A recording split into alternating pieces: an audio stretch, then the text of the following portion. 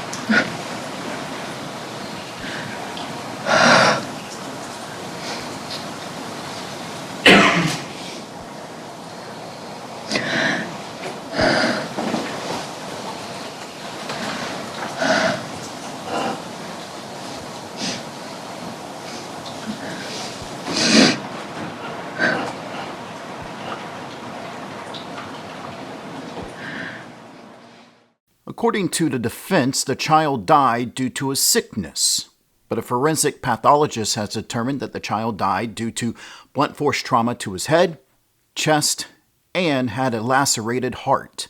Now, this happened on March 20th, 2021. Corey fell off a total of 6 times. And keep in mind, he's 6 years old, and Corey's mother noticed bruising on the child. That bruising allegedly came from this treadmill incident. On April 1st, Bree, Corey's mother, took him to a doctor. That's where Corey told the doctor that his father forced him to run on a treadmill because he was too fat. Very next day, Christopher Gregor, Corey's father, rushed him to the hospital, saying that he was vomiting and was sleepy. Later that day, Corey died. Now, according to the autopsy, along with what I told you earlier about blunt force trauma to his head, chest, and a lacerated heart, he also had a contusion on his liver. And he also had sepsis and acute inflammation. And 6 months later, after Corey's death, Dr. Thomas Andrew determined that this was a homicide. Dr. Andrew also claims that he found evidence of chronic abuse. But the defense says that it was a sepsis that killed Corey, not abuse. Now, many are asking, why didn't the mother step in and do something? Well, the reality is she didn't have custody. She only had visitation. And she's been honest. She struggles with addiction. So Christopher Gregor had full custody of his child. But here's where things get troublesome. There were signs of abuse, according to Corey's teacher. Take a listen to this testimony from Kim Peace. Did you observe him? Yes, What, if any, observations did you make? the same, the bruising. Tell me, when was the first time you spoke to someone about Corey that week? I believe it was the Monday the 29th. I received a phone call. Okay. Without telling me what that person said, who called you? A DIFUS worker. Do you remember that person's name? I do. Okay. What's the person's name? Valerie Allegory. All right. And did you have a conversation with her? I did. And did you talk about Corey? Yes. And why did you talk about Corey to that worker when she called you? Because I wanted to voice my concern about the series of events that were leading the past couple of weeks, and that I felt something wasn't right. Something wasn't right with what? Seeing the bruising, seeing the injury on the forehead, and then him not being there virtual, or him going virtual on the 29th. The teacher knew something was up. The teacher did what she was supposed to do and reported it. And the system failed little Corey.